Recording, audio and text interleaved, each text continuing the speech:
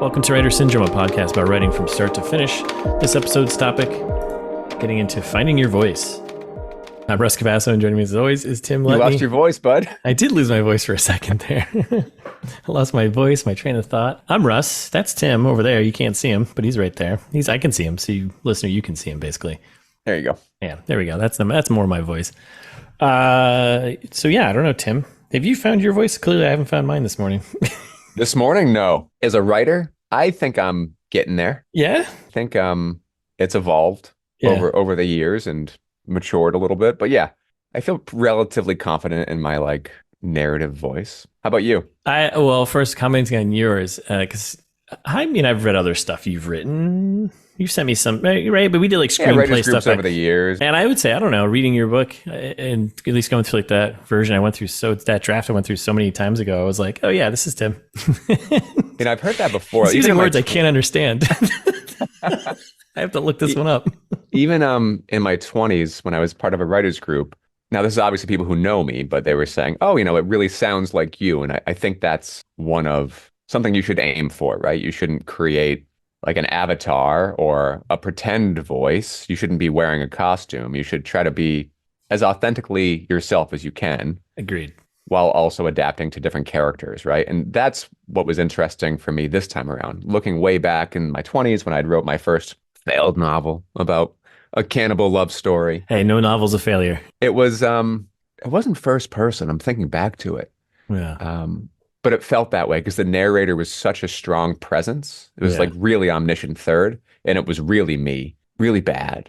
It was really try-hardy and really cringy. Yeah. And I've looked back at it recently. I was like, who was I trying to impress? Yeah. And I think that's part of it. But even then, unfortunately, I guess people were saying, wow, that sounds a lot like you talk. And now I'm like, oh man, that's not a compliment. Awesome. Hopefully the way I speak now is a little more enjoyable. It's funny. I think going through, this is the first, obviously, novel I've written, but going through Host, definitely the first draft, I felt the same way. It was in first person and I felt really try-hardy and it felt too forced and felt like, frankly, I didn't know what I was doing.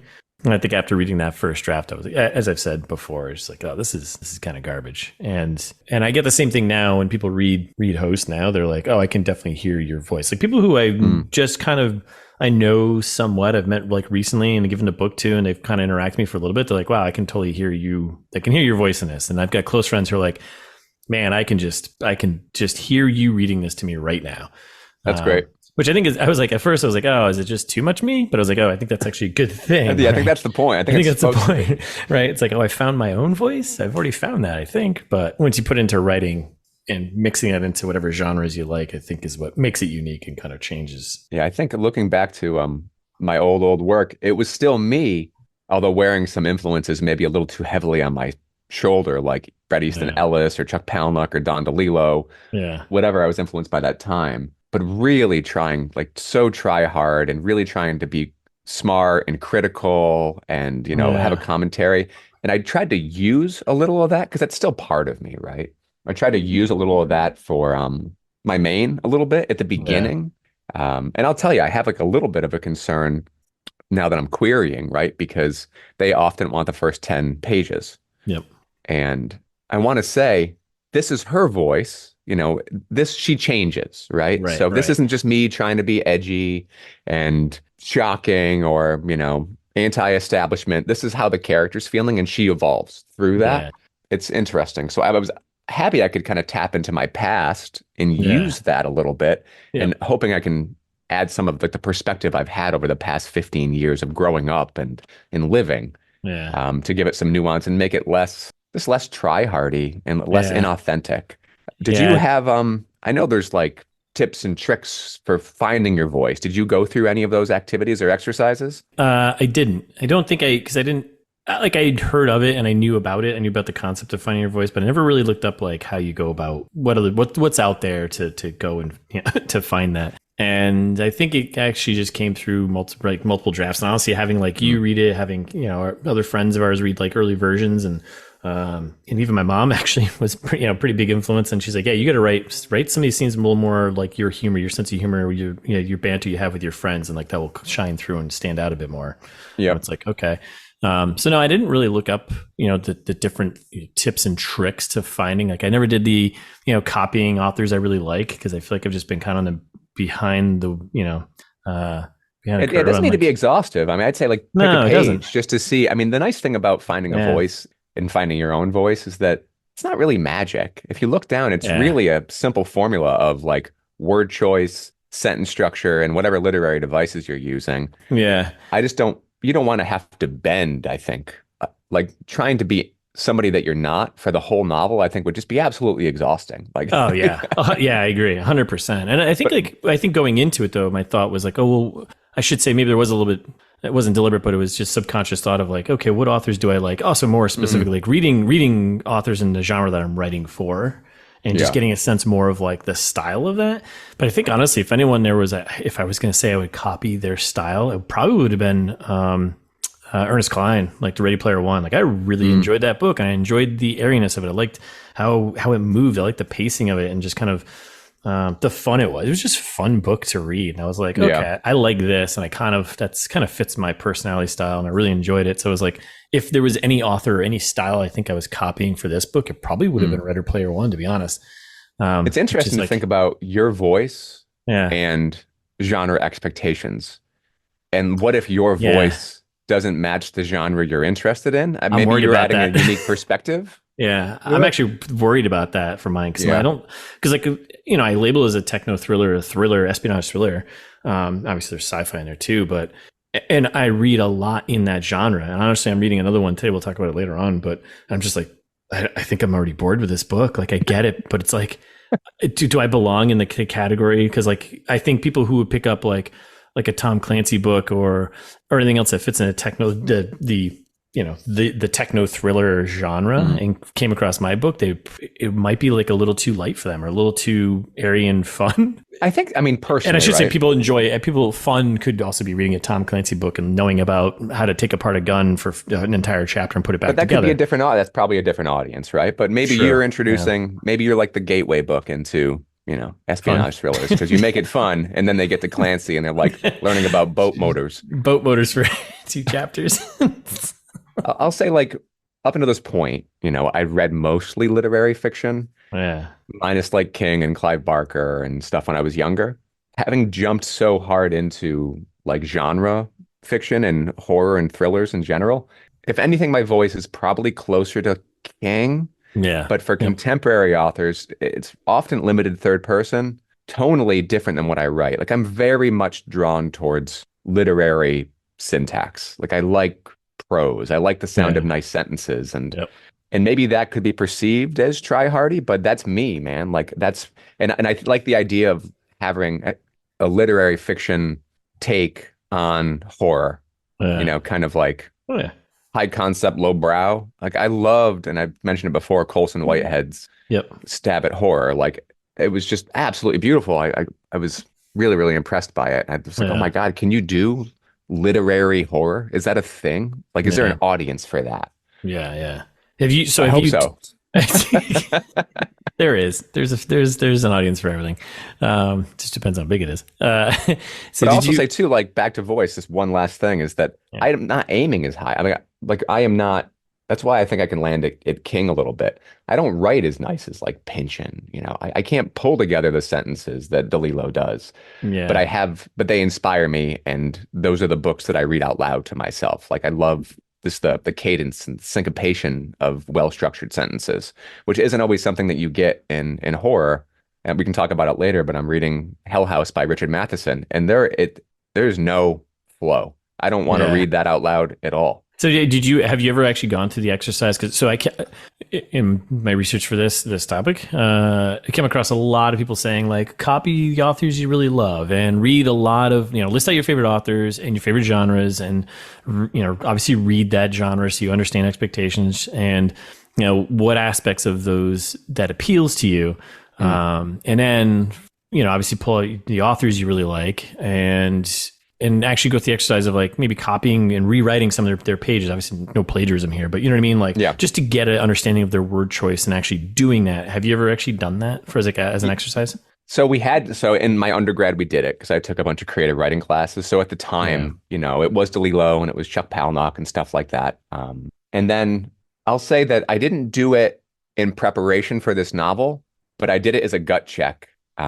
Maybe when I was around Act Two, because I was like, am I even making sense? You get that moment of like, what do I even sound like? Yeah. So just to kind of see where I was falling and as an exercise, not for things that I wanted to mimic, but just as an exploration, I copied like some Cormac McCarthy.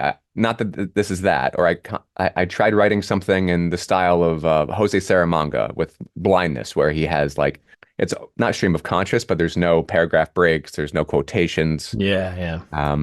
And then for the horror genre, I wrote out some King, I wrote out some Cutter just to see, and honestly to kind of demystify, because there is, I think as you're reading, you get into a flow. And if the writing is good, the words can kind of drift away.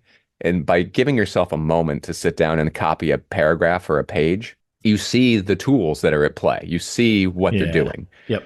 And reading it like a way outside of the book, I was like, oh, like I'm doing this. It was a nice kind of gut check that I wasn't off base and I wasn't off course. It didn't pivot the way that I was writing, but it kind of gave me some reaffirmation that my voice isn't completely out of place for the genre that I'm writing in. There was value to you by doing that exercise, but you didn't, and my next question was like, and you kind of answered it, but you didn't feel like it overly influenced your actual style of writing. Like you were like, oh man, I am now just writing a Chuck Palahniuk novel, just, under when I was name. a kid in my 20s, that's what I did. Yeah. But no, this time was just kind of like, am I doing it right? Especially I kept opening up Mr. Mercedes by King, because I was really trying to get that omniscient third that he uses. Yeah.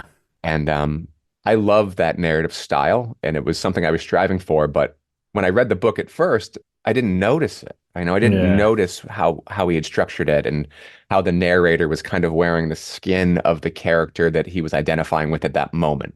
Yeah. You're not quite in their thoughts, but the narrator was a little bit influenced by or tainted by the character at any certain time, making it much more relatable for the reader. So kind of analyzing that and making sure that I wasn't too far off base was nice. Yeah. So yeah, I guess I did do it a bit this time around. So an exercise I have not done, like rewriting a chapter or a scene or whatever from an author I really like. I'm curious to give it a shot, but at the same time, I totally recommend it just because one, it didn't take a lot of time. I think that was my concern because I was just like, don't do a whole chapter. Just start with a paragraph or page that you kind of like. Yeah. And think about how many times we like chatted and I was like, am I doing these dialogue tags right? Is my formatting correct? I feel like going through that exercise could have saved me a lot of time leading up to my Act Two, because I had to go back and fix a bunch of stuff because there's the meat and potatoes aspect of it. In addition to voice, there's that kind of structure. So kind of moving along, there's other things that I came across. There's tips, suggestions, whatever, to help you kind of find your voice. And one was, we've talked about this, writing about the things like you like and love or have a passion about, because that will come through. Your interest and passion, that will come through, and your own voice explaining that or talking about that topic will come through because you're probably comfortable with it, which makes sense to me. I mean, you and I are very, very much in writing directly in the camps of things that we really enjoy. Yeah. And I think it comes, and that ties back to like the reading the authors and within the genre, because, we've talked about this before, but I've read a bunch of thrillers and where at some points I'm like, ugh, this is boring. How do I kind of touch on having that, detailed aspect, but not so much where I'm like, so in the weeds where it's just like, is this just like a manual, like a research manual? Yeah. I feel like I did okay with that for this book. And like, I kind of that's something I want to maintain, because I prefer to focus on like the brevity of the story and that moving along than being stuck in the weeds. So, yeah, I totally agree. And I think about genre expectations, I struggle a little bit with them in the horror genre, because sometimes with some novels, it's incredibly gratuitous, and I don't necessarily want to be incredibly gratuitous. Yeah. And sometimes it's overtly sexual, and it's something I have absolutely no interest in writing. I don't want to write those types of scenes. It doesn't do anything for me. It seems like sad and pathetic and shoehorned in, maybe. Yeah. And I get maybe they're writing for like teens, single people or I don't know, married couples. I don't know what the audience is, but it's not me, and it just lands like an absolute lead balloon. Yeah. And it really takes me, I think the worst thing I can say is that when those kind of genre tropes come through, it completely takes me out of the experience. And then I don't care about the story anymore. I'm thinking about the author and why did they do this? You know, like it doesn't feel natural to the actual story and what's happening, which is something I'm very conscious of, like when it comes to that moment. But and then there's that fear, right? I'm not doing that. I don't want to do that, but I fall within a certain genre. Right. Is my voice betraying those genre expectations? Me personally, I don't think so. I mean, I think there's a certain point where like, yeah, there are genre expectations, but part of finding your voice is like saying, again, going through those things and what are the things that appeal to you? Like having a shoehorned in like love scene between the main characters just to have it is like, that doesn't appeal to me because it doesn't fit the story or it's not related to the story. Like everything should be tied to the story moving along. Like a fight scene and a sex scene should have the same level of like, you know, why is this happening? It's because to service the story, to move it along, and or just to service the story and show something. Like even a fight scene needs to be just thought out as just as much. Like it can't just be something like, all right, cue action scene, you know? Right. And I think finding those bits and pieces in the genres that you like and the things that you do or don't like and removing that, I think that's fine. I think that's part of it. Yeah, it's part of honing your voice, right? So 100%. Yeah, I mean, reading definitely helps. I'd say it's definitely one of like the recurring tips. You want to find your voice, read a lot. Yeah. You know, you want to find your voice, write a lot. I think some of it is like, when are you done? You know? Yeah. Like, so you're journaling, you know, I don't know, you're writing scenes, you're writing short stories. Like, when have you found your voice? And I think that's maybe not a real question. I think it's your voice will probably evolve over time, and that doesn't mean wait forever. Yeah. I still say, you know, create and capture the moment of who you are if you're comfortable with that. As long as you are, you know, feeling like you're your authentic self, you're not wearing a mask. Part of me feels like finding your voice, especially if you're writing fiction that's maybe not in first person. It's almost like finding your voice is. I know there's an overarching approach to storytelling, but there's also the individual characters' perspectives. Like, and that's something I don't think I could have done in my 20s when I look back at that other book. And I think it's one of the reasons why I took such a strong narrative approach, because the narrator was dictating the terms and explaining how characters were feeling. There wasn't a limited, you know, personal approach. Yeah. And now I look across, you know, the most recent novel, and I hope each of the characters are unique and individual and that they're not interchangeable. And that, you know, the chapters that are dedicated to their kind of point of view sound different. Yep. So now it's like this collection of voices, you know? Yeah. And what like literary devices I'm using to get across the uniqueness of each character. And that's a way that I think I've personally grown through this process, through writing, and honestly through the edit. So I think there's finding your voice, and then there might be kind of editing it and cleaning it up. You know, it's not going to be pristine the first time it comes out. And I definitely fixed up a lot of characters and a lot of their dialogue, a lot of their kind of internal monologues in the edits. Yeah, likewise. And I think that's something I'm still learning how to do better. Early drafts, like I said this before, like all my characters were just flat and kind of, you know, variations of me, you know. And it took in drafts and edits and, you know, working with an editor to like really kind of give them some of their own voice. I feel like only one character kind of stands out amongst the rest of them, but like, but that's my own thought. I think readers are seeing something different, which is great. But yeah, that's something I can be better at. And something I think that's great though. I think it's a process, right? You're going to continue to find and hone your voice. 100%. Yeah. And there's a really great chance that once you feel like it's perfect, it'll be a boring book. Yeah. I think I kind of want to get into talking about like technique and style a little bit. And I think that's important because that's also part of finding your voice. Obviously, you read a Cormac McCarthy book and you're like, oh yeah, this is Cormac McCarthy.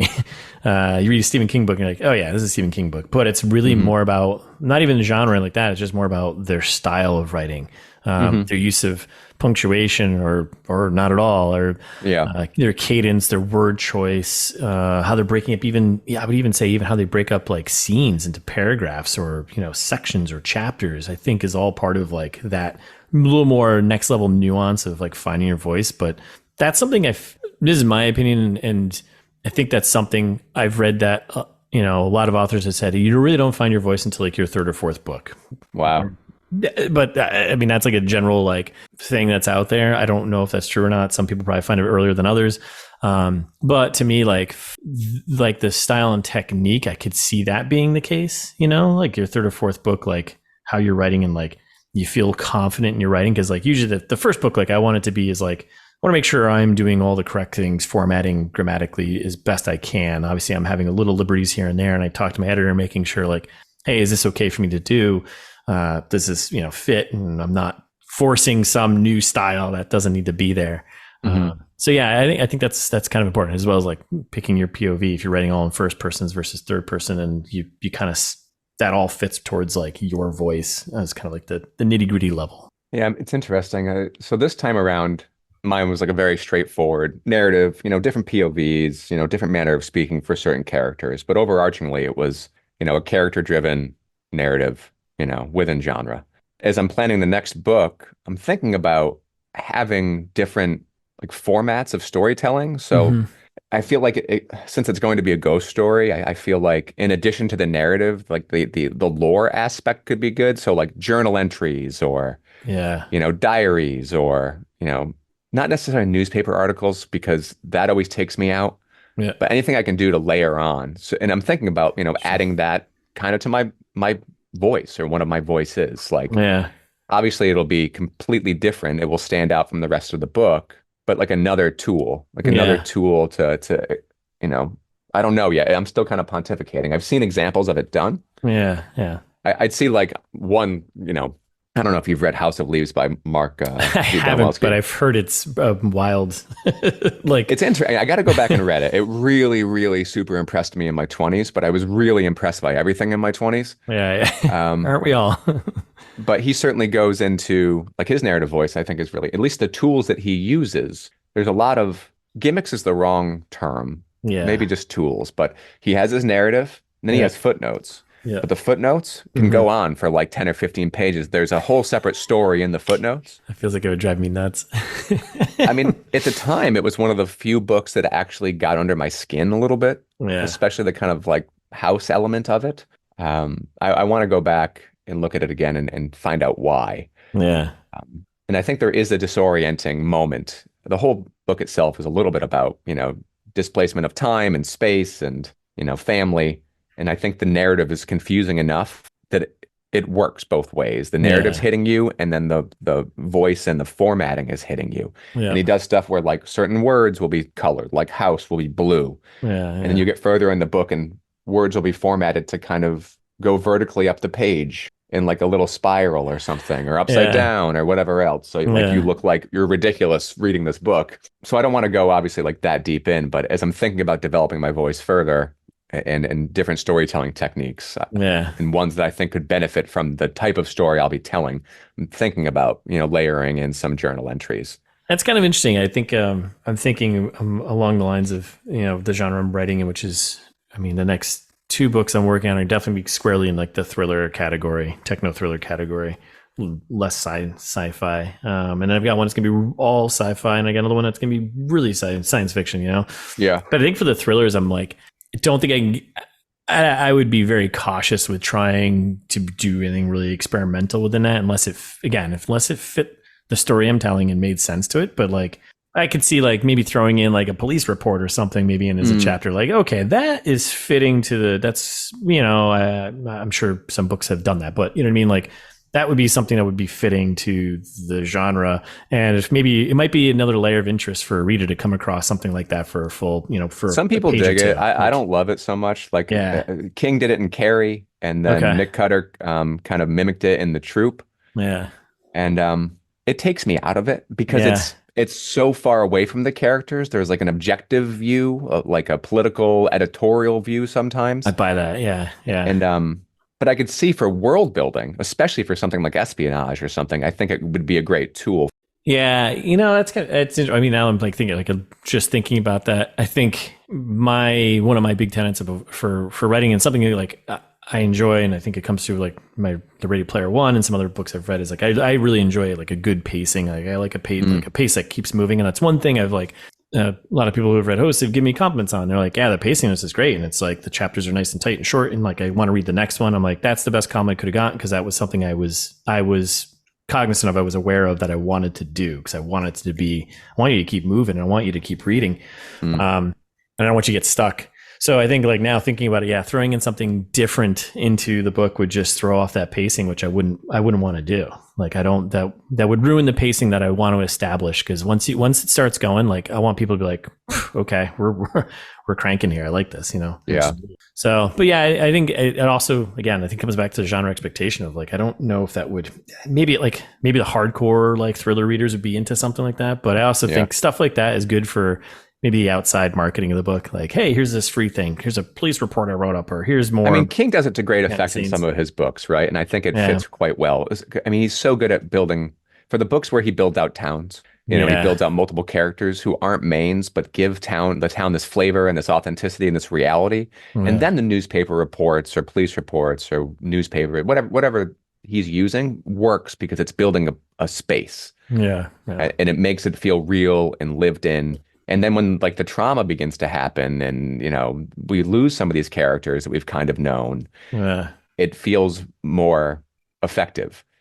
Yeah. So, I mean, this great conversation about finding your voice, and I'm still now making me think more about how I'm going to find my voice even further. Yeah, me too. I feel like I found it since the beginning of this episode. Now I feel like I've really found it. But like coming back to like kind of wrapping up all these thoughts is just, I think some of the key things is one, being consistent with what you're doing. Obviously, reading constantly, whatever genre you're in, and again, pulling the things that you like and don't like. Even outside of genre, I'd say, right? I think that's 100%. Okay. Yep, agreed. And I think, and obviously, just keep writing, because like you gotta keep writing, because that's how you get there. That's how you find it. That's how you find your style and everything else, everything that appeals to you. And I'd say the most important thing of all of those would be, don't put pressure on yourself to find your voice. I feel like I haven't, because I came into it so much later. But yeah, now thinking about it, it's like for the next couple of books, I don't want to put pressure on myself, because then it'll come across as inauthentic and won't be genuine, and people will see that immediately as soon as you start reading it. So I totally agree with that. Yeah. I feel like the more pressure you put on yourself, you're completely right. The less authentic you're going to come across, and the harder it's going to be to write. Like you don't want to fashion some fake faux voice that's not really you. It should be you. And if you have if there's a reason for writing, it's to share your own perspective and your own voice. Yes. So then there's no good reason to wear somebody else's or try and be something you're not. One, I don't think it'll be fun to write. And two, I don't think it'll be fun to read, because it'll come through that it's not authentic. It's not who you are. Unless you're not writing for fun and you're just trying to make $1. Then just throw in an AI generator and call it a day. Sell it on the internet for $1. I mean, talk about voice, right? I mean, a small aside, but we're approaching a crisis of narrative voice as we see these AI books coming, right? Yeah. As the words are coming out of my mouth, I was just thinking the same thought. It's like, what are you going to get? You're going to get this mashup like low content books, or folks that throw it into ChatGPT and then rewrite it a little bit, and that's disgusting and despicable and not art. Good stuff. I don't know. So I think we're done with that. What have you been reading and watching? So for reading, I finished up Little Children by Parada. He's the guy that wrote Leftovers. It was great. Really enjoyed it. Yep. And now I'm kind of back into comps as I'm researching ghost stories. Finished up the M.R. James stuff, and I'm in the middle of Richard Matheson's Hell House. Yep. He had written I Am Legend and a few other things. He went on to be a screenwriter in his own right. I enjoyed I Am Legend. I am not enjoying Hell House. I think some people might, but it's such a repetition of first person pronouns, or just pronouns. And I don't know, it's very like, she did this, she did that, she did this, she did that. Yeah. And it might be like a literary device he's trying to use to get panic across and fear, but it's not landing, and there's no like cadence to it. So like I'm very aware of what the filmic tropes are for haunted house movies and ghost stories over the years. Yeah. I'm less aware about literary examples. So I'm trying to do my research. And right now it's just hard to keep track of. It's like the platter flew and the clock fell over and the chair tipped over, and it's all that like poltergeisty type stuff. It's confusing and it's not landing particularly well. There's some dread in this book that I kind of like, but overall, I'll say that I'm not enjoying it, and I'm really surprised I'm not enjoying it. It's got such a killer title, Hell House. It's like, oh my God, that's perfect. Yeah, so much so that they've made movies that have nothing to do with this book. They're like Hell House, LLC. Yeah. So yeah, I'm not loving it, but I'm gonna keep plugging through. On deck, I've got Haunting of Hill House, which I just kind of want to read, and then I think I'm gonna be not done the Haunting with, of Hell House. Not the Haunting of Hell House. No, that's what I'm going through. And then I think I'm done with comps. Yeah. I mean, comps is wrong. I think I'm done with research is what I'm going to say, because they're not comps. Like they're like historic. I wanted to make sure that I had a pretty good exposure to historic ghost stories that had come before. Yep. And I'd read a lot of the Gothic ones in the past, and the kind of 1970 ones are like they're new to me. So yeah, that's where I am. I'm not loving it. It's funny. I'm like, I want to write in this genre, and everything I've read in it, I don't like. Hey, just pull the pieces that appeal to you, right? That's all you need. Ghost in the house. There you go. I feel pretty comfortable with my approach and my voice that I'm going to take with this next one, but it's not on display in any of the comps that I'm reading. So yeah. Watching, nothing much. Nothing worth chatting about. Some anime, some Netflix stuff. Really no great movies that have stuck out. How about you? Yeah, well, I'll go with the watching thing, because honestly, I haven't watched anything other than bad movies for the other podcast. There's nothing I've been, cranking through the Yellowstone thing still, but again, I feel like that's just like, I don't know. I feel like I should have a bag of chips and just like, well, got another problem with the ranch, like, I'm watching like The Witcher, and I'm like, this is just junk food. Yeah, season 3. In fact, I can't even watch. I'm on my treadmill watching it because I'm like, this is so not productive. I have to do something. I didn't even finish season 3 of The Witcher. I was just like, I started the first couple. I'm like, I don't even know who's who anymore. I forgot this whole thing. And by the way, your sum up is 10 minutes long. I still don't know what's going on. Yeah.